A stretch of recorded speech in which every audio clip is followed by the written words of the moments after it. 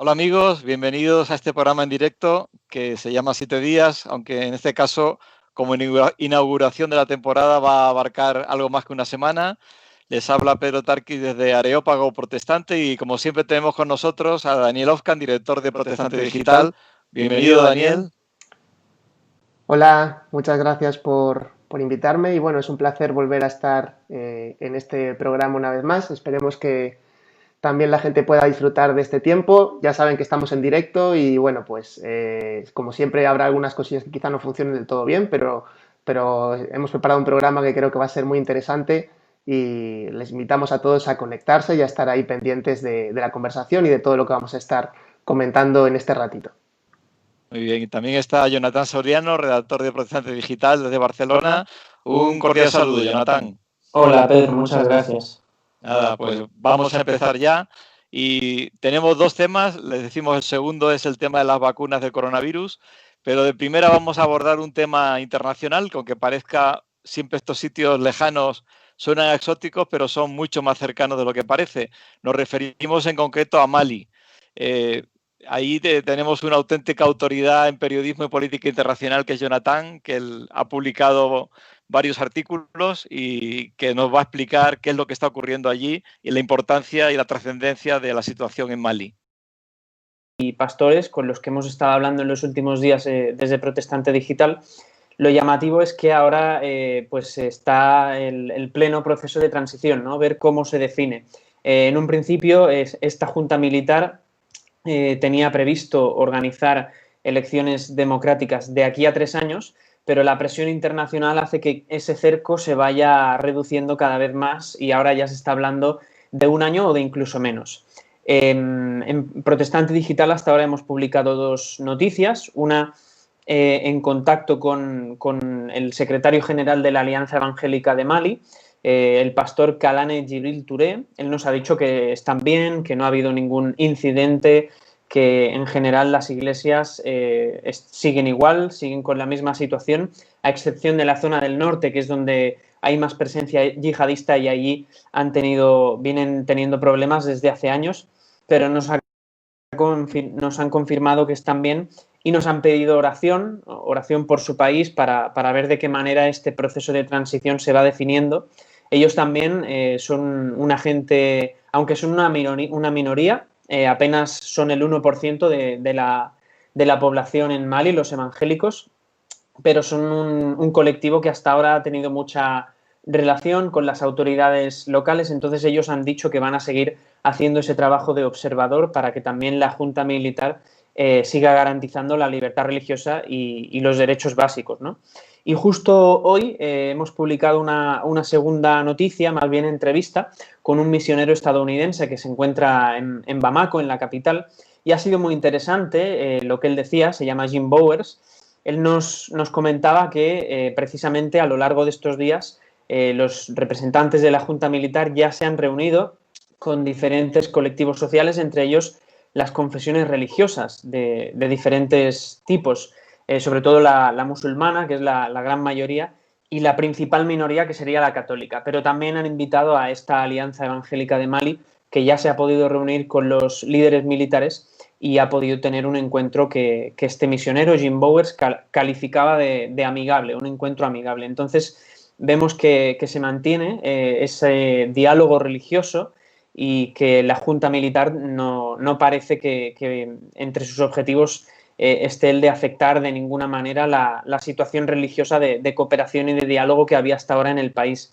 Otro aspecto llamativo que nos comentaba Bowers es que, de hecho, entre los soldados que están trabajando juntamente con los líderes de esa junta militar, se encuentra un reconocido miembro de una iglesia allí en Mali que les está ayudando también a redactar los comunicados oficiales. Así que es curioso ver también como en un país en el que hay una mayoría que se diferencia en número por tanta diferencia de las minorías cristianas y de otro tipo de confesiones, pues se tienen en cuenta, ¿no? Y ese diálogo y esa pluralidad, digamos, que se mantiene. Hay que recordar que el principal problema de Mali es el conflicto que se vive en el norte, donde hay diferentes etnias que están en conflicto entre sí, pero sobre todo en los últimos años el país ha experimentado un incremento de la presencia yihadista. Esto ha puesto en peligro esa convivencia pacífica, no solamente entre etnias y religiones, sino en toda la sociedad en general. Ese ha sido uno de los detonantes que han provocado el golpe de Estado. Eso, junto con las protestas multitudinarias que se han vivido en los últimos meses también por la precaria situación económica, la insuficiencia de la comunidad educativa, las malas decisiones en agricultura y un largo etcétera, ¿no? En este sentido. Me ha llamado la atención muy poquito, solo un 1%, son más o menos los que somos en España, los evangélicos, o sea que para que nos hagamos una idea, ¿no? La importancia que nosotros nos parecemos son muy importantes, aunque seamos una pequeña minoría o una gran minoría, depende de cómo lo quieras ver, y bueno, nos alegra saber que la libertad religiosa no está siendo afectada por este cambio de gobierno, por este golpe de Estado. Pues sí. Pasamos al segundo tema, que es el tema de la vacuna, que está de máxima actualidad, sobre todo la vacuna del coronavirus, y ahí Daniel Ofkan es el que ha estado también dando actualidad y diferentes perspectivas, ¿no?, que nos pueden afectar como creyentes y como ciudadanos también. Muchas gracias, Pedro, por la introducción. El tema de las vacunas es un tema que está despertando muchísima polémica a nivel mundial, por supuesto, a nivel general. Y realmente creo que tenemos la necesidad de abordarlo y afrontarlo desde la perspectiva más seria posible. Hoy en día circula tanta información sobre todo lo que tiene que ver con el coronavirus que realmente se está generando a veces información también incorrecta y por eso pues queremos dedicar un tiempito para hablar sobre este tema. Se ha publicado bastante ya en Protestante Digital sobre el tema de las vacunas. Varios reportajes que, bueno, se pueden leer con calma, yo recomiendo poder hacerlo también. Pero bueno, aprovechando que estamos con Pedro Tarquis, que es médico, ya jubilado, pero desde hace muy poquito, así que todavía tiene muy fresca la medicina en la cabeza, así que vamos a intentar bombardearlo un poquito con algunas preguntas que tenemos. Entonces, lo primero, Pedro, sería preguntarte y que nos puedas explicar cuál es el funcionamiento de la vacuna, qué es lo que hace una vacuna habitualmente en el cuerpo humano. Bueno, la vacuna es, vamos a decir, un método que hace que el cuerpo produzca de forma artificial produzca defensas contra un virus o una bacteria, de forma que si se pone en contacto después, posteriormente, ya tenga anticuerpos o la inmunidad celular preparada para atacar ese virus, de forma que o no se produzca la infección o se produzca de forma mucho más leve. Esto la descubrió, si no recuerdo mal, en 1798 Janssen, que fue la vacuna de la viruela, la primera que se descubrió, que bueno, aquello fue un bombazo, la gente no creía, sí creía, y que ha servido para erradicar la viruela por completo en el mundo donde se aplica la vacuna. Por desgracia, en países como Congo, donde no hay vacuna, la gente muere cuando hay un método tan sencillo como es vacunar a la población.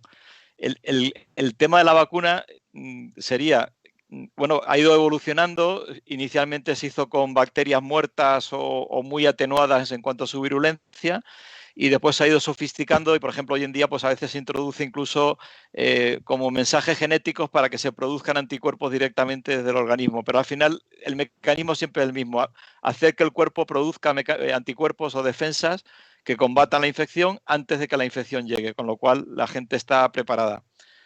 Hay matices, no sé si los digo yo directamente o... Quizá la pregunta que me gustaría hacerte es si históricamente, viendo el desarrollo de las vacunas desde que se descubrieron, podemos afirmar que es uno de esos hallazgos que realmente han beneficiado a la población, al ser humano, en su mejora de la salud con respecto a otros años. Bueno, la vacuna fue la gran revolución positiva respecto a las infecciones, es decir, supuso un cambio absoluto donde se puede aplicar de las enfermedades infecciosas. De hecho, en España conocemos desde pequeños difteria, tétanos, tosferina, sarampión, una serie de vacunas que realmente han erradicado muchas enfermedades o han hecho, como decía antes, que si llega la infección, en la mayoría de los casos o no se produzca o sea muy, muy atenuada. A veces hay debates, sobre todo el movimiento antivacunas que ha surgido, de decir, bueno, pero es que esto tiene unos riesgos o puede producir efectos secundarios.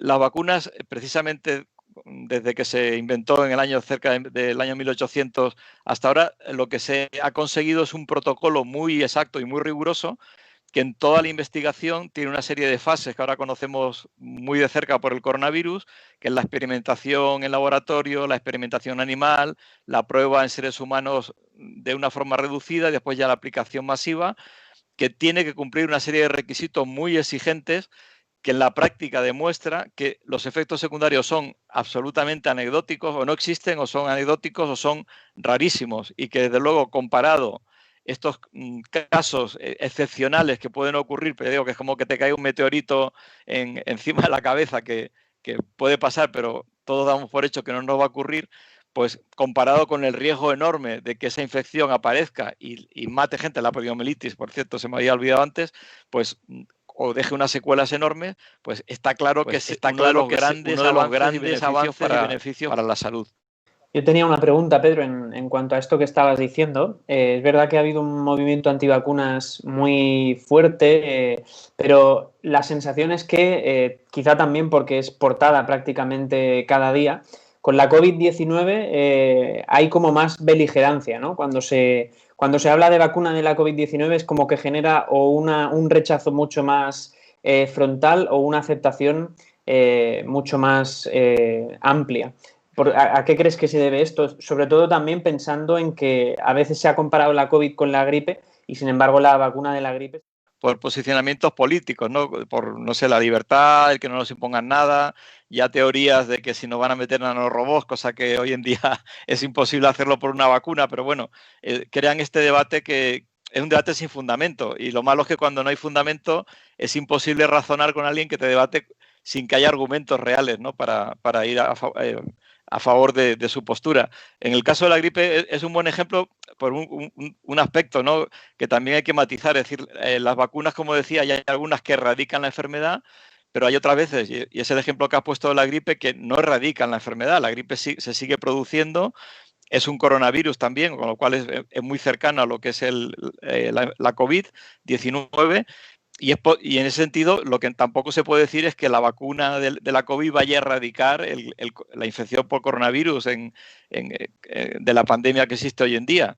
Es más, todavía está por ver si es efectiva, porque en estos pasos que he dicho antes, aunque se vaya demostrando en laboratorio, en animales, incluso en pequeños grupos de personas voluntarias, que tiene cierta efectividad, hasta que no se hace a una gran cantidad de población y esa población se pone en contacto con el coronavirus, es cuando de verdad se ve si tiene efecto.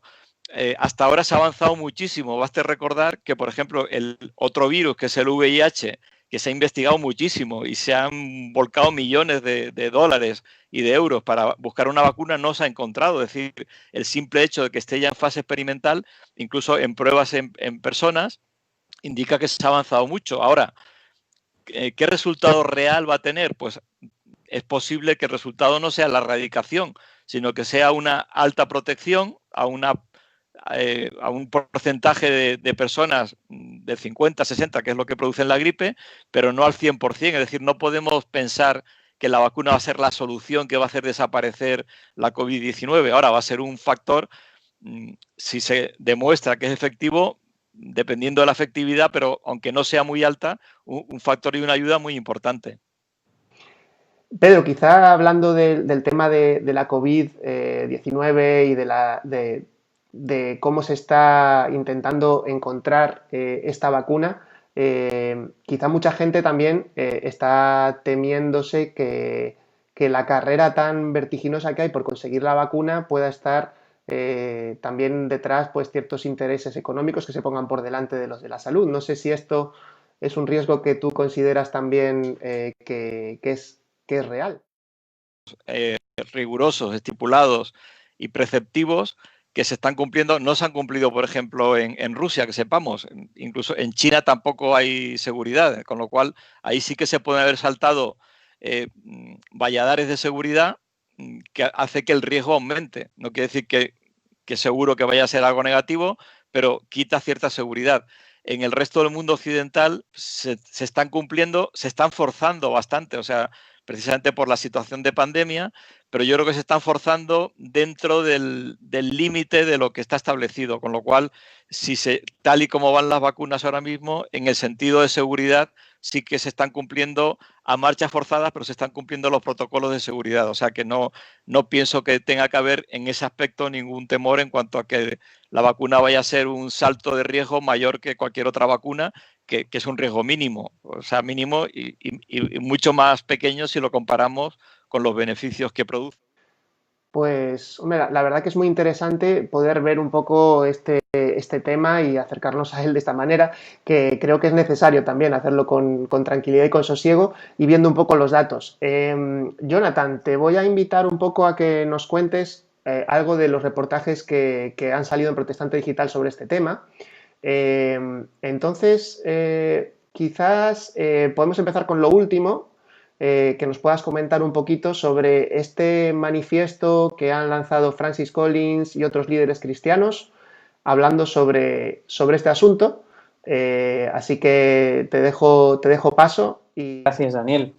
Pues esta semana en Protestante publicábamos una noticia, Protestante y Evangelical Focus, sobre una iniciativa de Francis Collins y otros líderes en teología, líderes cristianos, científicos cristianos, que han publicado un manifiesto, un documento a través de la plataforma biologos.org, en el que, entre otras cosas, se posicionan recomendando el uso de mascarillas y vacunarse también, precisamente porque, como decía antes Pedro, es un debate que también ha generado mucho caldo de cultivo en las últimas semanas en las iglesias. Pero no solamente habla de eso el comunicado, es un comunicado que arroja mucha sensibilidad a la hora de tratar la cuestión. Recuerda a la gran cantidad de personas que han fallecido por la epidemia, más de 800.000 personas, y también ofrece una reflexión teológica, bíblica, a través de varios versículos, centrándose en la necesidad de las iglesias de cuidar especialmente de los más vulnerables, de cuidar de todas las personas, pero especialmente de los más vulnerables. Hay que recordar que Francis Collins es un genetista muy reputado que ganó el premio Templeton de Ciencia y Fe a principios de este año. Entonces, esta es una de las noticias que hemos sacado esta semana. No sé si queréis comentarla de alguna manera. Yo creo que cuando hay que sacar un comunicado así significa que hay una corriente que va en contra de esta situación, que yo ya digo, no hay argumentos, no solo sólidos, no hay argumentos razonables para decir que no a la vacuna. Bueno, hay aspectos éticos que imagino después comentaremos en determinadas líneas de investigación, pero en cuanto a lo que es el hecho de la vacuna, yo creo que es incontestable. Es como decir que ahora que no vacunemos el sarampión. Ha pasado, por ejemplo, en Estados Unidos, determinados grupos religiosos, en concreto judíos, que se negaron a vacunarse y ha habido una epidemia de sarampión que han muerto o han dejado secuelas en muchos niños. Esto es parecido, es decir, no hay ningún principio teológico, bíblico, ni ético, ni científico que vaya en contra de la vacunación. Es abrumadora los argumentos y las razones para vacunarse con una vacuna bien hecha. Y el no hacerlo es al revés, es correr un riesgo innecesario y asumir unas consecuencias terribles. Y a mí lo que me da pena es tener que llegar a este punto, incluso que a veces haya gente que descalifique, o el caso de Collins es alguien creyente, genuino, en fin, es un científico más que acreditado, ha trabajado en genoma humano, en fin. Es difícil encontrar no solo un científico cristiano más acreditado, sino ningún científico tan acreditado como él a nivel mundial. Y que tenga que decirlo, pues bueno, ya digo, me da un poco de pena, aunque a la vez, es decir, es pedir a la gente, como le pasó al hijo pródigo, que vuelva en sí, que no se deje llevar por, ya digo, cuando yo veo a veces gente que coge un vídeo ahí en YouTube o en redes sociales, un comentario incluso de alguien que dice que es médico, ningún médico serio, sensato, cristiano o no cristiano, está en absoluto en contra de esta vacuna. Cualquier persona que vaya en contra, yo ya digo que o es mentiroso o es un loco, no hay otra posibilidad. Quizá sobre Francis Collins, he estado justo hoy viendo un poquito sobre su perfil y bueno, está muy activo porque él está ahora mismo encargado por Estados Unidos, es uno de los encargados de gestionar el tema de la pandemia, la respuesta, entonces es un perfil que está saliendo mucho en las noticias y justamente hoy hablaba del tema de la vacuna y del peligro de una politización de la salida de la vacuna. Muy interesante porque justamente hay que recordar que en Estados Unidos están en medio de un periodo electoral y hubo algunos en la Convención Republicana que estuvieron hablando sobre que Estados Unidos podría presentar la vacuna ya en octubre, es decir, antes de las elecciones, y que de alguna manera pues esto bueno, pues sería un triunfo para el país, evidentemente, porque conseguirían la vacuna con menos plazo, en un plazo más corto que otros. Pero, curiosamente, bueno, Francis Collins ahí ha dicho que, por favor, que no se tomen decisiones o que no se estén tomando decisiones desde un prisma político sobre una cuestión científica. Entonces, él ha dicho, es necesario esperar los plazos adecuados. Estamos en fase 3, iniciando fase 3 con algunas vacunas, que son las pruebas ya en humanos, y ya se han acelerado muchísimo los plazos habituales. Y ahora lo que él planteaba era que no sea la política la que vaya a definir los plazos que se tienen que cumplir. La ciencia sigue otros plazos, ¿no? Y esto es un tema serio en el que no podemos guiarnos por otros criterios que no sean los puramente científicos. Y pensaba, bueno, pues realmente a veces con este tema, desde el punto de vista de las iglesias o de los creyentes, también a veces tenemos que ser capaces de vestirnos de humildad y confiar en un sentido en personas que están trabajando en esto, ¿no? Claro que hay intereses, yo creo que sí puede haber intereses, como ellos mismos lo dicen, ¿no? Puede haber un interés político, por ejemplo, en que salga más rápido la vacuna. Otros pueden tener un interés en desarrollarla más rápido y entonces ahora podemos ir a ese punto, al tema de cómo se consigue la vacuna y el tema ético. Pero claro, realmente es importante que también demos un margen de confianza a gente que esté trabajando en esto, ¿no? Jonathan, vuelvo a tirarte la pelota, entonces no sé si nos puedes contar un poquito sobre ese reportaje que publicamos también hace unos días sobre el tema del uso de tejido fetal en el desarrollo de algunas vacunas y la polémica que ha habido en torno a esto en Estados Unidos y en Canadá. Entonces, si puedes contarnos un poquito cómo está este tema. Lo que estabas comentando ahora me ha recordado a otro reportaje que publicamos en julio con opinión de investigadores españoles que uno de ellos está trabajando en el desarrollo de la vacuna aquí con el Centro Nacional de Biotecnología, y él decía que precisamente los políticos pueden ayudar aumentando la inversión económica o facilitando la burocracia, pero al final la ciencia tiene sus tiempos. Y también remarcaba que si queremos que los resultados sean fiables, hay que esperar su metodología. Esto lo decía en julio y él abogaba por esperar todavía unos meses. O sea que no daba la sensación de que se refiriese a octubre, por ejemplo, en el caso de lo que estabas comentando ahora. La noticia que sacamos también hace unos días en Protestante Digital sobre un debate que ha cobrado mucha importancia en Estados Unidos y en Canadá durante las últimas semanas y que tiene que ver con el proceso de desarrollo de la vacuna. Varias organizaciones, tanto en Canadá como en Estados Unidos, organizaciones católicas, pero también evangélicas, sobre todo colectivos vinculados a la defensa de la vida, han escrito cartas a las administraciones, tanto a la Administración Sanitaria estadounidense como en el caso de Canadá han ido un paso más allá y han escrito directamente al primer ministro, Justin Trudeau, para pedir garantías de que en el proceso de desarrollo de esas vacunas no se está utilizando tejido fetal de fetos que han sido abortados.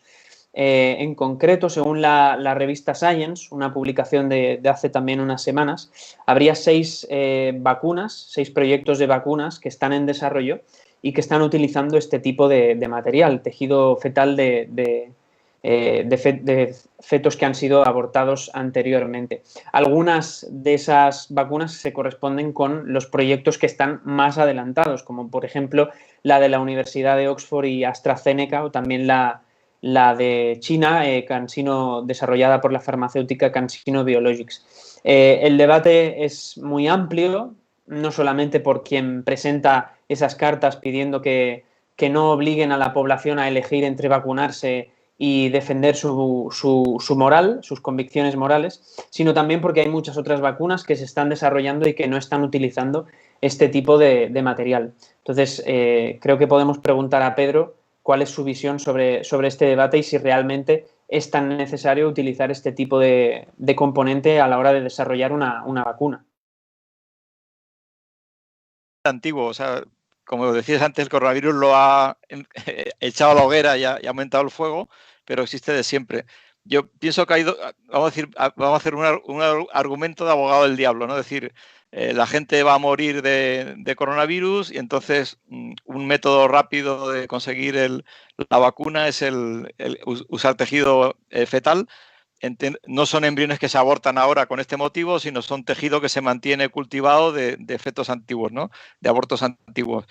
Este argumento podría tener peso, es decir, es parecido a lo que pasó cuando hubo aquel accidente en los Andes de un grupo de universitarios que para sobrevivir en la nieve se alimentaron de los cadáveres de sus amigos. Es decir, nadie defendería el canibalismo, pero en esta situación de emergencia pues, se entiende que es algo que nos repele, pero que habría que hacerlo. Pero claro, este no es el caso de utilizar tejido fetal, ¿no? O embrionario, sino que aquí se normaliza. Es decir, nadie normalizó el canibalismo por lo que ocurrió en los Andes, pero aquí sí se normaliza el usar tejido embrionario como si el aborto no fuera el terminar con una vida humana.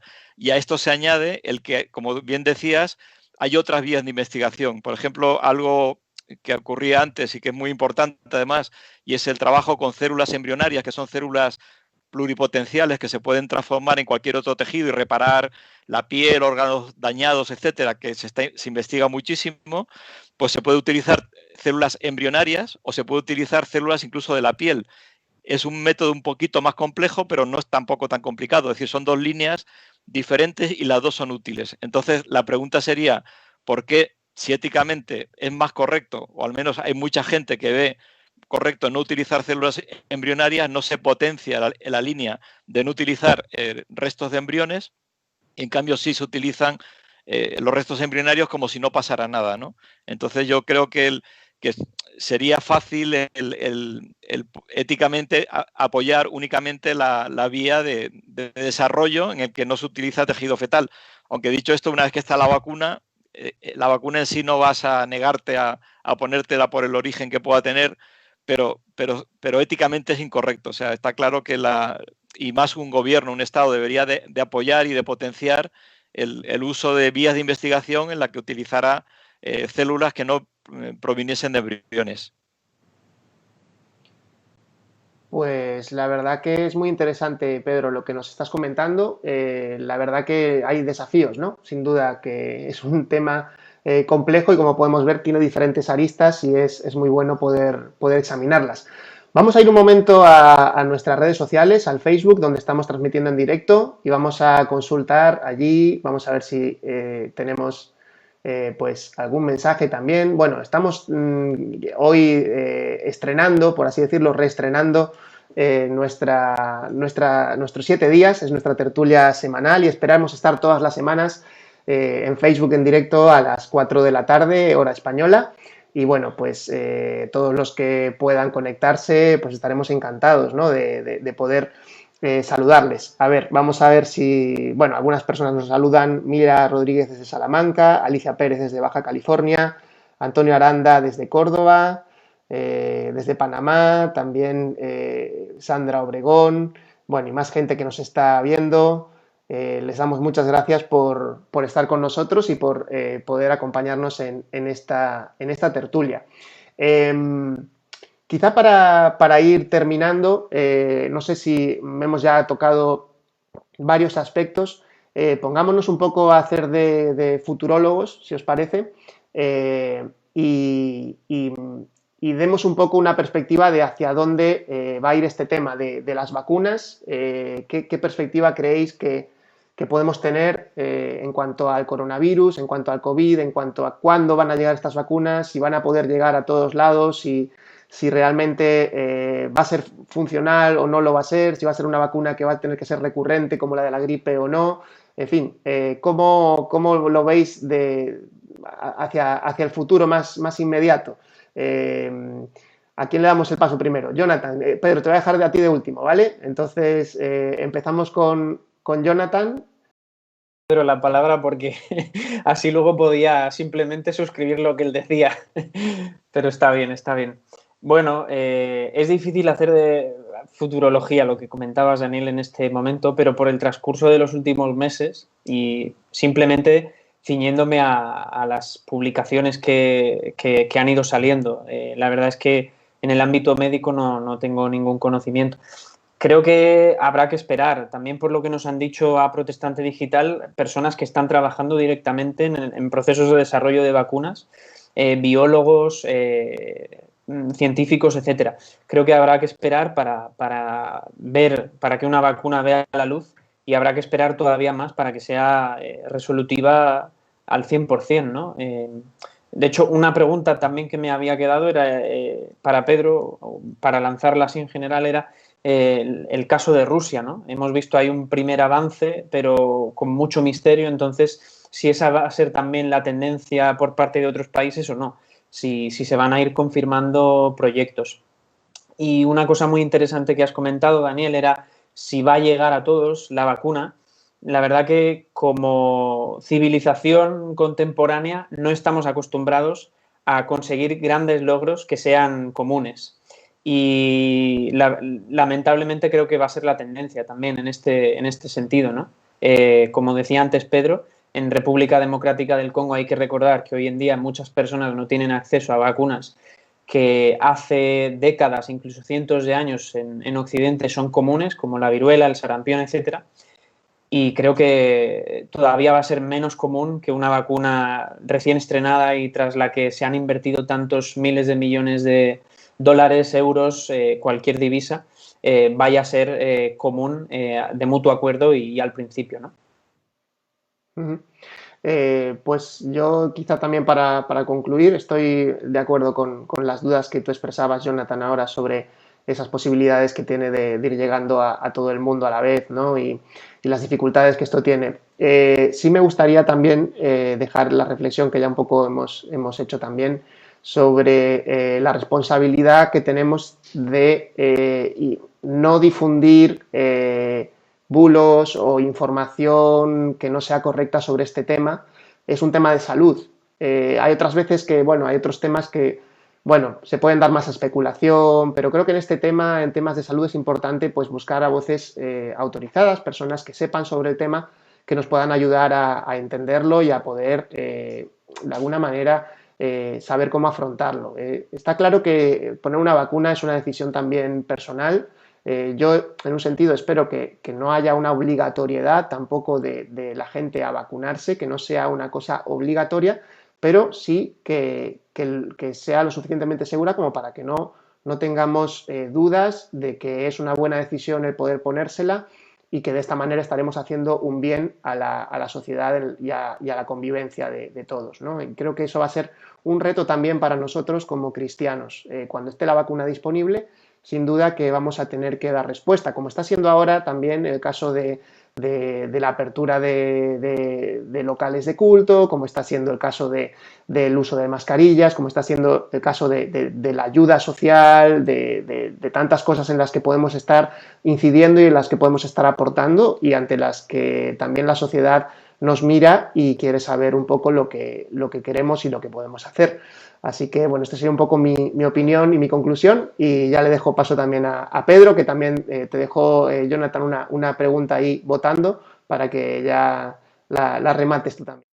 Es decir, el hecho de la vacuna, sea o no voluntaria, yo creo que lo importante es que la veamos no tanto como yo me protejo de contagiarme, sino yo no voy a contagiar a otros. porque debemos entender que el coronavirus, el riesgo no es solo que yo me infecte, que puedo pasar asintomático con pocos síntomas, sino que me convierto en que lo voy a propagar a personas que están cerca de mí. Esto es un tema de responsabilidad ética importante. En cuanto a la futurología, vamos a intentar ser razonables dentro de lo posible. Lo primero es decir, pensar que va a haber una vacuna en octubre, yo lo veo complicado, o sea, en el sentido, como decía antes, para que haya una vacuna que haya demostrado con seguridad que es efectiva y realmente ayude a impedir o por lo menos a disminuir de forma importante el riesgo de contagio y que no tenga ningún efecto secundario, debería tardar un poquito más. Después, que eso se produzca a nivel industrial y se difunda a los países también va a llevar tiempo. Es más, va a haber varias vacunas. Algunas de las que se están haciendo no serán efectivas, por mucho que hayan cumplido los primeros pasos, alguna acabará fracasando en alguno de los últimos. Y de los que lleguen, una será más efectiva y otras menos, con lo cual yo creo que es razonable decir que hasta el primer trimestre del año que viene es bastante probable que no vaya a haber realmente una aplicación de ofrecer la vacuna contra el coronavirus. Y lo otro es decir, cuán efectiva va a ser. Si comparamos con la gripe, ya digo, la gripe, la diferencia es que el virus del coronavirus es mucho más contagioso, tiene un periodo de latencia hasta que aparecen los síntomas bastante más largo que la gripe, puede ser 10-14 días, la gripe son 24-48 horas, con lo cual es más contagioso y tiene más mortalidad, pero se parece bastante. Al final hay muchas similitudes. Y la gripe, como sabemos, hay que vacunar todos los años, o sea que no se puede asegurar, pero no es imposible pensar que a lo mejor haya que buscar cada año una revacunación, incluso si se ve que después las defensas que se producen no son permanentes, sino que se van disminuyendo con el paso del tiempo, que haya que repetir. Todo eso está abierto. En fin, lo importante al final es que es una medida útil, es una medida que cuando salga bien hecha será segura y que será de utilidad. Y de todas formas, que no confiemos en las vacunas, confiemos en el Señor, que al final eso sí que es muy importante. Siendo responsables con todos los cuidados que tengamos, realmente nuestras vidas siempre están en manos del Señor. Muy bien, pues yo creo que ya podemos ir cerrando la tertulia de hoy. Ya lo decimos, estamos emitiendo en Facebook en directo hoy, luego subiremos también este vídeo a YouTube y también estará disponible en otras plataformas como es en iVoox o en Spotify, en el podcast que tenemos habilitado también de este programa. Y nada más, les invitamos a volver a seguirnos la semana que viene. Gracias Pedro, gracias Jonathan por acompañarnos en el programa. Y a todos los que nos han seguido en directo también, pues les damos muchas gracias por estar con nosotros. Y ya saben, la actualidad sigue cada día en protestantedigital.com, evangelicodigital.com, evangelicalfocus.com. Allí pueden enterarse de las noticias que tienen que ver con el mundo evangélico. Gracias a todos y hasta la próxima.